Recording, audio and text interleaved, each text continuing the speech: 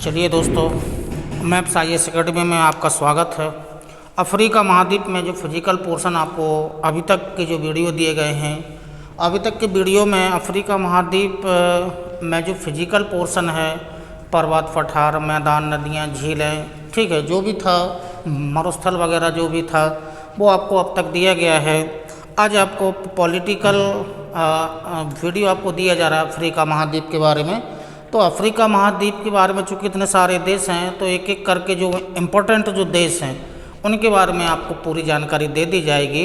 सभी चूँकि सभी देशों के बारे में जानकारी नहीं देना, और इतने ज़्यादा इम्पोर्टेंट भी नहीं है सभी देश। कुछ देश हैं जो इम्पोर्टेंट हैं, उनके बारे में आपको विधिवत तरीके से आपको जानकारी दे दी जा रही है। तो फर्स्ट राउंड में जो दक्षिण अफ्रीका जो देश है, ठीक है, जो पूरे अफ्रीका महाद्वीप में विकसित देश की श्रेणी में आता है, जो दक्षिण अफ्रीका जो देश है, तो दक्षिण अफ्रीका देश के बारे में पहले हम थोड़ा सा गहराई से थोड़ा और फिजिकल के बारे में देख लेते हैं। इसके पहले तो आपको चूँकि डायग्राम में दिया ही गया होगा, तो थोड़ा सा और फिजिकल के बारे में देख लेते हैं दक्षिण अफ्रीका देश के बारे में। तो फिजिकल देखिएगा तो हम दक्षिण अफ्रीका जो देश है, अफ्रीका जो दक्षिण अफ्रीका देश है उसका यानी कि डायग्राम आउटर बॉर्डर दिखा रहे हैं। तो आउटर बॉर्डर में देखिएगा ये जो दक्षिण अफ्रीका देश है, ऐसे ऐसे करके इसकी कुछ लोकेशन ऐसी है, ठीक है। तो ऐसे ऐसे करके ये कुछ लोकेशन आपको दे दी जा रही है, ऐसे करके ये दक्षिण अफ्रीका देश है, ठीक है। ऐसे ऐसे करके इसका विस्तार है, ऐसे करके दक्षिण अफ्रीका देश फैला हुआ है, यानी कि ये जो आउटर लाइन है ये दक्षिण अफ्रीका देश की है।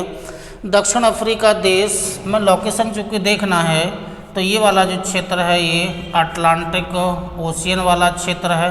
ये जो क्षेत्र है, ये जो सीमा रेखा लगती है, समुद्र तटीय सीमा रेखा लगती है, वो अटलांटिक दक्षिणी अटलांटिक महासागर से लगती है। और ये वाला जो क्षेत्र है ये हिंद ओशियन से लगती है, यानी कि हिंद महासागर से संलग्न है। ऊपर वाला जो क्षेत्र है जो चूँकि जो दक्षिण अफ्रीका जो देश है उसकी 6 देशों के साथ सीमा रेखा लगती है, 6 देशों के साथ सीमा रेखा संलग्न है। वो कौन कौन से देश हैं, ठीक है, इस डायग्राम में हम आपको दिखाई दे रहे हैं। ये वाला जो क्षेत्र है ये नामीबिया क्षेत्र, यहाँ से नामीबिया का बॉर्डर लगेगा, नामीबिया जो एक देश है उसका लगेगा। यहाँ जो बॉर्डर लगेगा वो चूँकि एक बोत्सवाना देश है, बोत्सवाना नाम का देश है।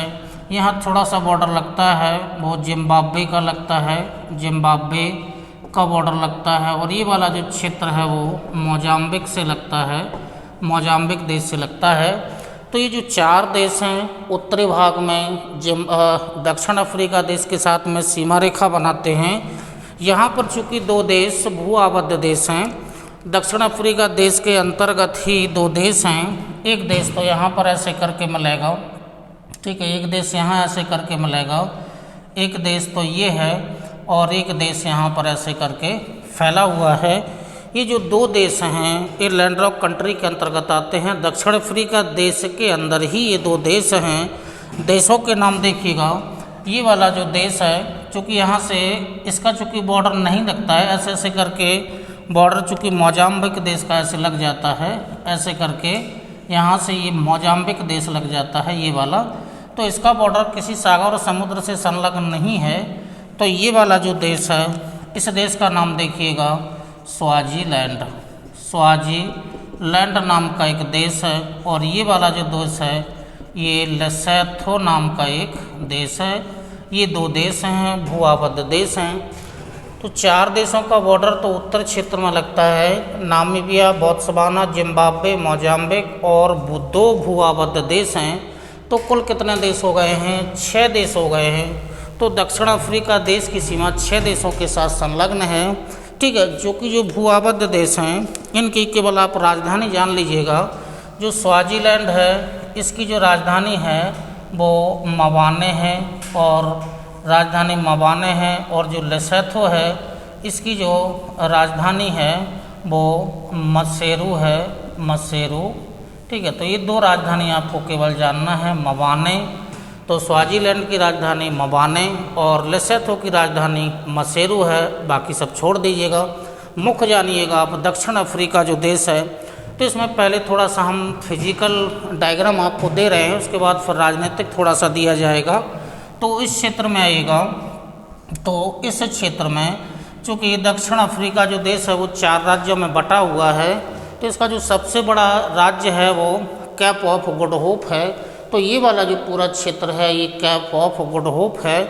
इसमें जो पर्वत श्रृंखलाएँ फैली हैं उनको कैप रेंज के नाम से जाना जाता है, कैप रेंज, जिसके अंतर्गत अपर कारू रेंज है, ठीक है, लिटिल कारू नाम की एक रेंज है, ग्रेट कारू नाम की एक रेंज है, ठीक है। और ये तो हो गए हैं कैप रेंज के अंतर्गत। जो कैप ऑफ गुड होप राज्य में जो पर्वत श्रृंखलाएँ छोटी छोटी फैली हुई हैं उनके नाम है अपर कारू, लिटिल कारू और ग्रेट कारू, ये फैली हुई हैं। इस क्षेत्र में आएंगे तो यहाँ का जो ये क्षेत्र है पूरा, ये वाला जो क्षेत्र है ये अपर कारू है, ये वाला जो क्षेत्र है वो लिटिल कारू है, और ये वाला जो क्षेत्र है वो ग्रेट कारू करके है, ठीक है। तो ये अपर कारू, लिटिल कारू और ग्रेट कारू, ये 3 पर्वत श्रृंखलाएँ कैप ऑफ गुड होप राज्य में फैली हैं। उसके बाद जो मुख्य क्षेत्र है वो ऐसे अर्धचंद्राकार रूप में पहले कभी आया होगा, ड्रैकन्स वर्ग नाम का एक पर्वत है, ठीक है, और यही ज़्यादा इम्पोर्टेंट है। तो दक्षिणी अमेरिका जो दक्षिण अफ्रीका जो देश है इसकी सबसे लंबी पर्वत श्रृंखला का नाम है ड्रैकन्स वर्ग, पर्वतीय क्षेत्र है।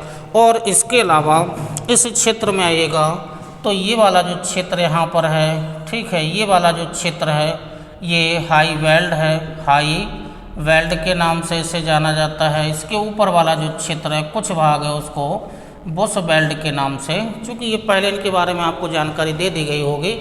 तो हाई बेल्ट वाला क्षेत्र नीचे है, उसके ऊपर वाला जो क्षेत्र है वो बुश बेल्ट वाला क्षेत्र है, ठीक है। तो ये जो पर्वत श्रृंखलाएँ हैं इनमें से चूँकि जो सबसे लंबी पर्वत श्रृंखला है वो ड्रैकन्स वर्ग पर्वतीय क्षेत्र है, और ड्रैकन्स वर्ग पर्वतीय क्षेत्र चूँकि इसके पूर्वी भाग में वर्षा चूँकि अधिक होती है, जबकि इस पश्चिमी भाग में जो वर्षा होती है वो कम वर्षा होती है, यानी कि इसका जो ड्रैकन्स वर्ग पर्वतीय क्षेत्र है इसका पूर्वी भाग अधिक वर्षा वाला क्षेत्र है, जबकि पश्चिमी भाग है जो वो कम वर्षा वाला क्षेत्र है। और ये वाला जो क्षेत्र है ये पूरा अर्ध शुष्क वाला क्षेत्र है, यानी कि इस क्षेत्र में जाएंगे तो चूँकि दक्षिण अफ्रीका जो देश है इसमें 3 प्रकार की जलवायु पाई जाती है। ऊपर वाला जो क्षेत्र है उसमें मुख्य रूप से मरुस्थलीय जलवायु है। ये वाला जो समुद्र तटीय क्षेत्र है, ठीक है, इसमें यही ज़्यादा इम्पोर्टेंट है, भूमध्य सागरीय जलवायु, ये भूमध्य सागरीय जलवायु वाला क्षेत्र है। और ये वाला जो क्षेत्र है यहाँ पर जो जलवायु पाई जाती है ये पूरा क्षेत्र है चीन तुल्य जलवायु पाई जाती है, चीन तुल्य जलवायु है। तो जो दक्षिण अफ्रीका देश है उसमें मुख्यतः 3 प्रकार की जलवायु है। दक्षिण अफ्रीका के उत्तर में मरुस्थलीय जलवायु, क्योंकि यहाँ पर नामीबिया मरुस्थल फैला हुआ है, कालाहारी मरुस्थल फैला हुआ है, तो उत्तरी भाग में मरुस्थलीय जलवायु है। जो समुद्र तटीय क्षेत्र है पश्चिमी वाला भाग है ये भूमध्य सागरीय जलवायु है, और जो दक्षिणी पूर्वी वाला जो क्षेत्र है वहाँ पर चीन तुल्य जलवायु मुख्य रूप से पाई जाती है। चूँकि जो अपर कारू वाला जो क्षेत्र है, अपर कारू में विशेषताएं थोड़ी सी जान लीजिएगा। अपर कारू वाला क्षेत्र है, ठीक है, चूँकि यहाँ अर्धशुष्क क्षेत्र तो है ही, लेकिन सिंचाई की सुविधा होने के कारण सिंचाई व्यवस्था हो गई है। यहाँ पर सिंचाई व्यवस्था होने के कारण जो शीतकालीन जो गेहूँ होता है उसका उत्पादन इस क्षेत्र में किया जाता है। और इसके साथ साथ में जो अपर कारू वाला क्षेत्र है, अपर कारू वाले क्षेत्र में चूँकि एक तो एक सिंचाई व्यवस्था होने के कारण शीतकालीन गेहूं का उत्पादन किया जाता है। और इसके साथ साथ में मुख्य रूप से इस क्षेत्र में चूँकि जो भेड़ पालन का कार्य इस क्षेत्र में मुख्य रूप से होता है, भेड़ पालन का कार्य, और जो भेड़ पालन है उसमें मेहरीनो नाम की जो भेड़ होती है वो मुख्य रूप से इस क्षेत्र में पाली जाती है। और मैरिनो नाम की जो भेड़ होती है उसका जो ऊन होता है वो उच्च किस्म का होता है। तो जो अपर कारु वाला क्षेत्र है, अपर कारु वाले क्षेत्र में अर्ध शुष्क क्षेत्र तो है, लेकिन सिंचाई व्यवस्था होने के कारण शीतकालीन गेहूं का उत्पादन, इसके साथ साथ में भेड़ पालन का कार्य होता है और मुख्य रूप से मैरिनो नाम की भेड़ पाली जाती है। और जो ये जो दोनों क्षेत्र हैं, लिटिल कारु और जो ग्रेट कारु हैं, इस क्षेत्र में चूँकि अर्ध शुष्क क्षेत्र तो है ही, ड्रैकन्सबर्ग पर्वत के जो पश्चिमी वाला भाग है वो अर्ध शुष्क वाला भाग है। चूँकि कम वर्षा वाला क्षेत्र है तो अर्ध शुष्क ये क्षेत्र है, ठीक है, अर्ध शुष्क ये क्षेत्र है। अर्ध शुष्क क्षेत्र होने के कारण ये कटीली जो झाड़ियाँ होती हैं, कटीली झाड़ियाँ, ठीक है, कटीली झाड़ियाँ यहाँ पर पाई जाती हैं, यानी कि विरल वनस्पति वाला क्षेत्र है। और इसके साथ साथ में मुख्य रूप से इस क्षेत्र में पशुपालन का कार्य होता है। पशुपालन का कार्य लिटिल कारु और ग्रेट कारु वाले क्षेत्र में होता है। और इसके साथ साथ में जो ये वाला जो क्षेत्र है, ठीक है, ग्रेट कारु और लिटिल कारु वाला, यानी कि निम्न कोटि का या निम्न कोटि के जो कोयला हैं यहाँ पर इनके भंडार पाए जाते हैं। तो जो कैप रेंजेस के अंतर्गत अपर कारु, लिटिल कारु, ग्रेट कारु अर्ध शुष्क क्षेत्र है। तो अपर कारु में भेड़ पालन का कार्य मुख्य रूप से मैरिनो नाम की भेड़, शीतकालीन गेहूं का उत्पादन इस क्षेत्र में होता है। और साथ साथ में अर्ध शुष्क जलवायु लिटिल कारु और ग्रेट कारु वाले क्षेत्र में है, जिस कारण से विरल वनस्पति के साथ साथ में कटीली झाड़ियाँ यहाँ पर पाई जाती हैं। पशुपालन का कार्य मुख्य रूप से होता है और निम्न कोटि के कोयला के यहाँ पर भंडार पाए जाते हैं। और जो साथ साथ में चूँकि ये वाला जो क्षेत्र है, इस क्षेत्र में चूँकि भूमध्य सागरीय जलवायु है, तो भूमध्य सागरीय जलवायु होने के कारण जो रसदार फल होते हैं, रसदार फलों का उत्पादन इस क्षेत्र में होता है। और जिस क्षेत्र में चूँकि भूमध्य सागरीय जलवायु की विशेषता होती है, शीतकाल में वर्षा होती है, तो इस क्षेत्र में रसदार फलों का उत्पादन ज़्यादा होता है, जिस कारण से यहाँ पर एक कैपटाउन नाम का एक शहर आएगा। वहाँ पर रसदार फलों का उत्पादन होने के कारण शराब उद्योग, वाइन इंडस्ट्री क्षेत्र में या कैपटाउन वाले क्षेत्र में लगाई गई है।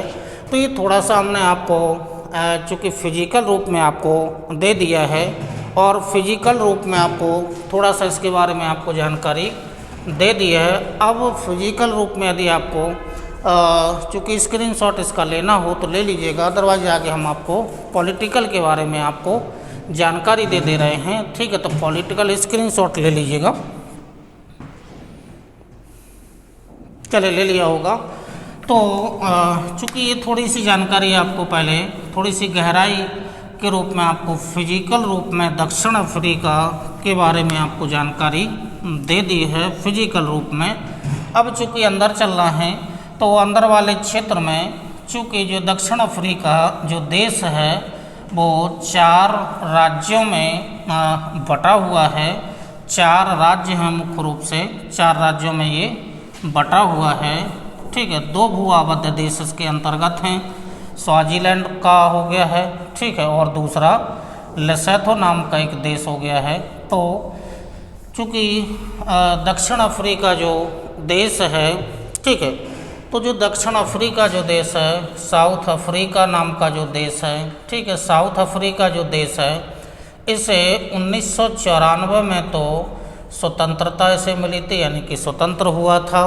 कब? 1994 में ये स्वतंत्र, यानी कि सबसे बाद में स्वतंत्र हुआ है। फिर भी ये विकसित देशों की श्रेणी के अंतर्गत आता है। अफ्रीका महाद्वीप में तो यह देश विकसित है ही, लेकिन विश्व में विकसित देशों की श्रेणी में आता है। और चूँकि 6 देशों के साथ सीमा संलग्न है, वो आपको जानकारी पहले दे दी गई है। और जो यह देश है, इस देश में चूँकि जो मुख्य रूप से जनजातियाँ हैं, जो जनजातियाँ हैं, वो जनजातियों में एक जनजाति तो बंटू नाम की एक जनजाति है, एक झौसा नाम की एक जनजाति है, एक जनजाति यही ज़्यादा इम्पोर्टेंट है, जुलू नाम की एक जनजाति है। बोत्सवाना और नामीबिया वाले उत्तर वाले क्षेत्र में एक जनजाति और है, हॉटनटॉट नाम की हॉटनटॉट नाम की एक जनजाति और पाई जाती है। तो ये जो 4 प्रमुख जनजातियाँ किस देश की हैं? 4 प्रमुख जनजातियाँ हैं बंटू, झौसा, जिलू और हॉटनटॉट। ये 4 जनजातियाँ, ठीक है, जिनमें से ये बंटू और जिलू, ये इन जनजातियों से ज़्यादा प्रश्न बनते हैं, बंटू और जुलू नाम की जनजाति से। ये 3 जनजातियाँ बंटू, झौसा और जुलू तो मुख्य रूप से दक्षिण अफ्रीका देश की हैं, लेकिन जो हॉटनटॉट वाली जनजाति है वो अन्य देशों में भी इसका निवास है या पाई जाती है। तो 4 प्रमुख जनजातियाँ हैं। दक्षिण अफ्रीका जो देश है वो PT यानी कि platinum, V for vanadium, TH thorium और यूरेनियम, ठीक है, ये खनिज हैं। इसके साथ साथ में हीरा उत्पादन के लिए, अभी नाम आ रहे हैं कहाँ कहाँ पर होता है, सोना उत्पादन के लिए, ठीक है, निम्न कोटि के कोयला उत्पादन के लिए और लोहा उत्पादन के लिए यह देश मुख्य है।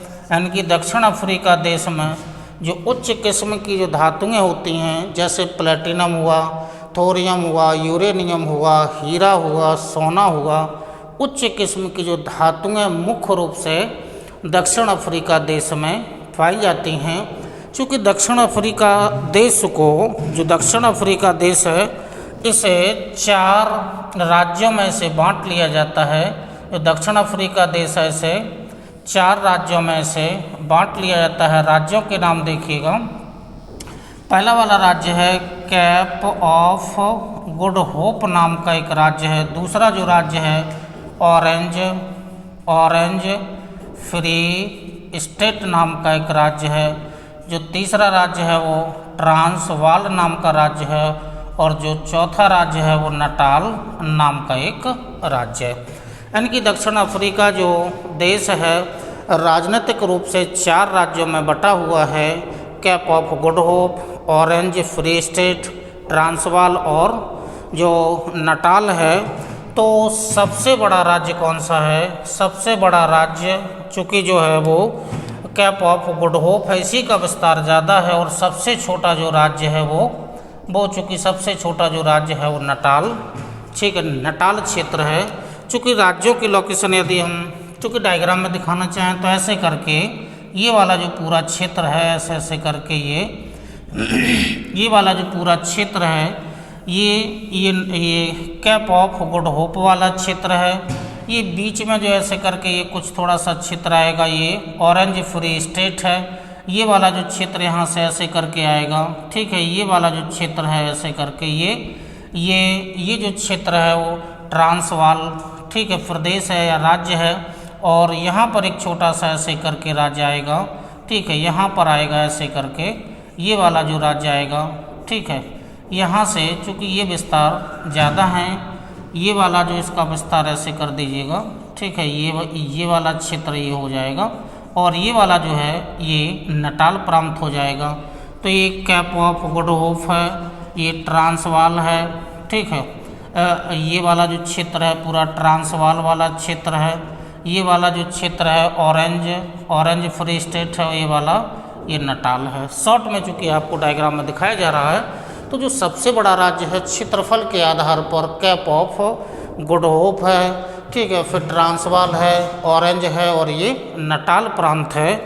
यानी कि इस देश से होकर के, बीच से होकर के एक रेखा जाती है ऐसे करके, वो 30 डिग्री दक्षिणी अक्षांश रेखा है। 30 डिग्री दक्षिणी अक्षांश रेखा दक्षिण अफ्रीका देश के मध्य से होकर के जाती है। तो ये 4 राज्यों में, दक्षिण अफ्रीका जो देश है वो 4 राज्यों में बटा हुआ है। Cap of good hope, orange free state, Transvaal और नटाल प्रांत है। यानी कि ये वाला जो पूरा क्षेत्र है कैप ऑफ गुड होप है, ये ट्रांसवाल वाला है, ऑरेंज फ्री स्टेट है और ये नटाल वाला प्रांत है। 4 राज्यों में बटा हुआ है, ठीक है। 1994 स्वतंत्रता मिली। ये प्रमुख इस देश की जनजातियाँ हैं। यह देश मुख्य रूप से खनिज संसाधन में धनी है। प्लेटिनम, वैनेडियम, थोरियम, यूरेनियम, हीरा, सोना, कोयला और लोहा उत्पादन के लिए मुख्य रूप से अफ्रीका महाद्वीप में प्रसिद्ध है। तो ये खनिज संसाधन दक्षिण अफ्रीका जो देश है यहाँ से उत्पादित होते हैं। तो ये चूँकि आपको डायग्राम दे दिया गया होगा, तो आगे जो आपको जानकारी दे रहे हैं, चूँकि जो मुख्य जो क्वेश्चन बनते हैं राजधानी से बनते हैं और शहरों से बनते हैं, तो इसका स्क्रीनशॉट लेना हो तो ले लीजिएगा। आगे आपको जानकारी शहरों के बारे में आपको जानकारी दे रहे हैं। चलिए ले लिया होगा। तो जो दक्षिण अफ्रीका जो देश है मुख्य रूप से, ठीक है, तो दक्षिण अफ्रीका देश में मुख्य रूप से 4 राजधानियां हैं, ठीक है, 4 राजधानियां दक्षिण अफ्रीका देश की 4 राजधानियां हैं, 4 राजधानी शहर हैं। और जो 4 राजधानी शहर हैं उनके बारे में आपको जानकारी दे रहे हैं। कौन कौन सी राजधानी, क्या राजधानियां हैं, ये जानकारी आपको दे रहे हैं डायग्राम से। तो जो दक्षिण अफ्रीका देश है, ठीक है, दक्षिण अफ्रीका जो देश है, दक्षिण अफ्रीका जो देश है उसकी 4 राजधानियां हैं। और 4 राजधानियों के बारे में जानिएगा कौन कौन सी 4 राजधानियां हैं। तो जो दक्षिण अफ्रीका देश है उसकी 4 राजधानियां हैं। देखिएगा, जो राजधानी है प्रीटोरिया, प्रीटोरिया नाम का एक शहर होगा। फिर एक केपटाउन नाम का एक शहर होगा, केपटाउन नाम का एक शहर होगा। फिर एक जोहान्सबर्ग नाम का एक शहर होगा, जोहान्सबर्ग, जोहान्सबर्ग नाम का एक शहर होगा। और एक ब्लॉमफोंटी नाम का एक शहर होगा, ब्लॉमफोंटी नाम का एक शहर होगा। ये 4 शहर हैं।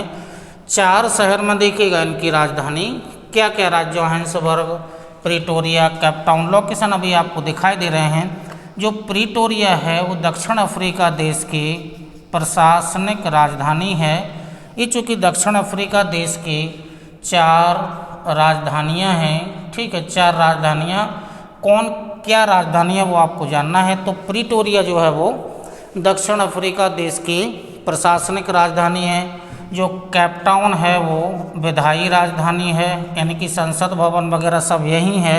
सचिवालय वगैरह, प्रशासनिक राजधानी मतलब सचिवालय वगैरह जो हैं वो प्रीटोरिया में है। संसद भवन वगैरह केपटाउन वाले शहर में हैं। और जोहान्सबर्ग जो है ये दक्षिण अफ्रीका की आर्थिक राजधानी है। और ब्लॉमफोंटी है वो न्यायिक राजधानी है, मतलब यहाँ का सुप्रीम कोर्ट ब्लॉमफोंटी में है। आर्थिक यानी कि व्यापार का क्षेत्र, सबसे बड़ा जो व्यापार का केंद्र है वो जोहान्सबर्ग नाम का शहर है। दक्षिण अफ्रीका देश के 4 राजधानियां हैं, प्रीटोरिया प्रशासनिक, केपटाउन विधायी, जोहान्सबर्ग आर्थिक राजधानी, और जो ब्लॉमफोंटी है वो यहाँ की न्यायिक राजधानी है। तो यहाँ की 4 राजधानी शहर हैं। इनका यदि हम डायग्राम दिखाना चाहें तो इनको मैप में दिखाना चाहें यहाँ, तो जो यहाँ पर जो है वो प्रीटोरिया नाम का एक शहर है, प्रीटोरिया, प्रीटोरिया नाम का शहर है। उसी के जस्ट नीचे आएंगे तो जो जोहान्सबर्ग नाम का ये शहर है, ठीक है, जोहान्सबर्ग नाम का जो शहर है, ठीक है, वो है। फिर उसके बाद आइएगा जो केपटाउन है वो केपटाउन वाला क्षेत्र यहाँ पर मिलेगा, ये केपटाउन राजधानी शहर है।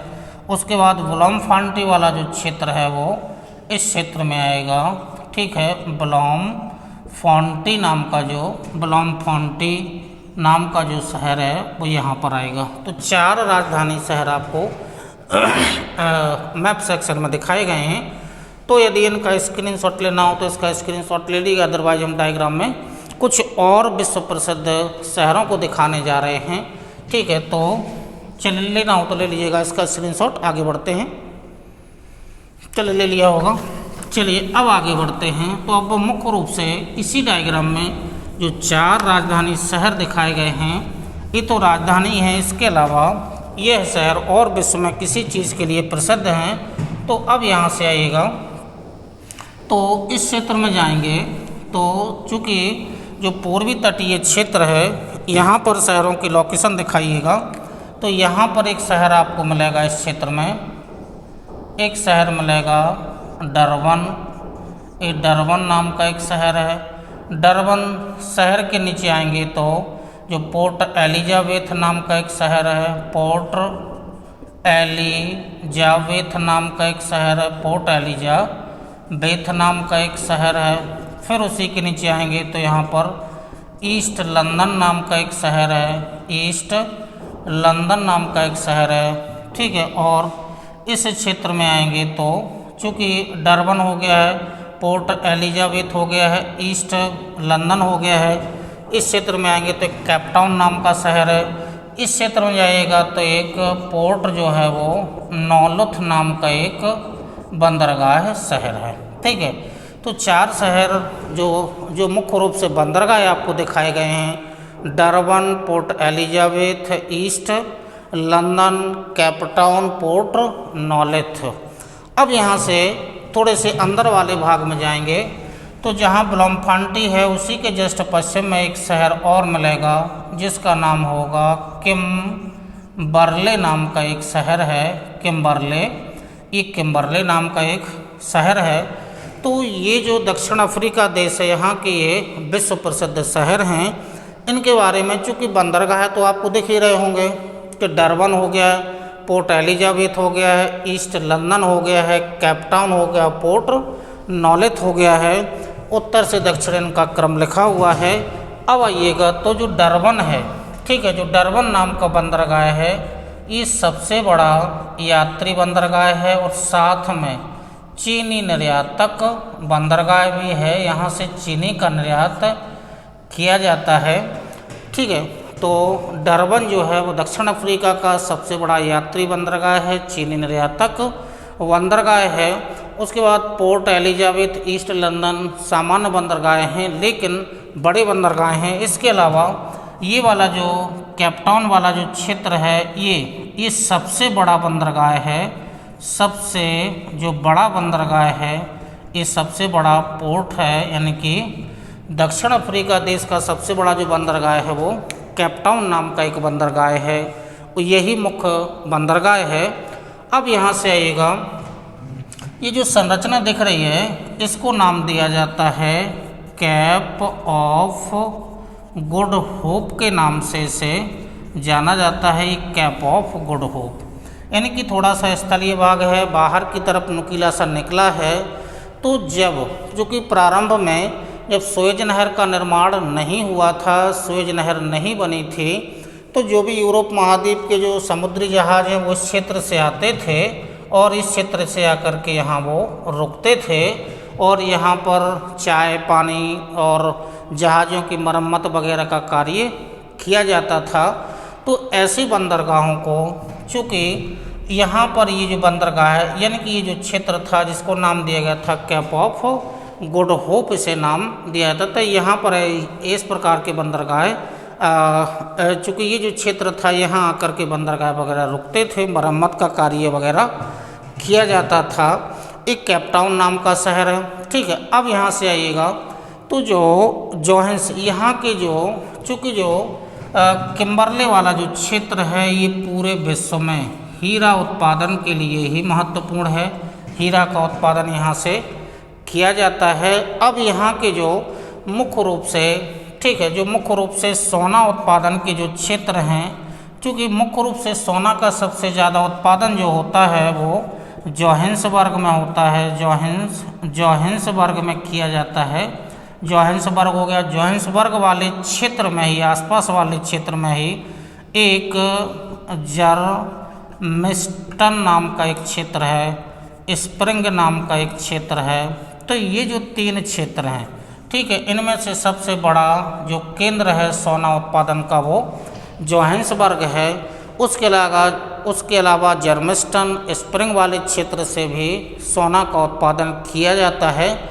तो जो जोहान्सबर्ग नाम का जो क्षेत्र है या जो शहर है वो सबसे बड़ा, विश्व में सबसे ज़्यादा सोने का उत्पादन वाला क्षेत्र है या सबसे बड़ा शहर है। इसके अलावा जर्मिस्टन हो गया, स्प्रिंग हो गया है, ये भी सोना उत्पादन वाले क्षेत्र ही हैं। ब्लॉमफांटी जो शहर है वो चूँकि राजधानी शहर के रूप में था, बाकी बंदरगाह आपको दिख ही रहे होंगे, ठीक है। तो चूँकि जो कैप ऑफ गुड होप वाला जो क्षेत्र है इसे एक जहाँ पर ऐसे कार्य होते थे जहाँ पर जहाज आकर के रुकते थे, यानी कि मरम्मत का कार्य, तो ऐसे बंदरगाह को नाम दिया जाता है पोर्ट ऑफ काल टाइप के बंदरगाह है, ऐसे नाम दिया जाता था पहले कभी। तो यहाँ पर ये जो कैप ऑफ गुड होप वाला क्षेत्र है, यहाँ पर ऐसी प्रतिक्रिया होती थी। उसी के पास में कैपटाउन नाम का एक शहर है, बंदरगाह शहर है, सबसे बड़ा बंदरगाह भी है। तो ये जो चूँकि पॉलिटिकल रूप में आपको दक्षिण अफ्रीका देश के बारे में थोड़ा सा प्राकृतिक रूप में दिखा दिया है, उसके बाद जो पॉलिटिकल आपको जानकारी दे दी गई है, ये दक्षिण अफ्रीका देश के बारे में विशेष रूप से जानकारी है। नेक्स्ट वीडियो में जो इम्पोर्टेंट देश होंगे जिनसे प्रश्न बनने की संभावना होती है, वो देश आपको जोड़ दिए जाएंगे। तो नेक्स्ट वीडियो का आप इंतज़ार करिएगा। ठीक, तब तक के लिए धन्यवाद।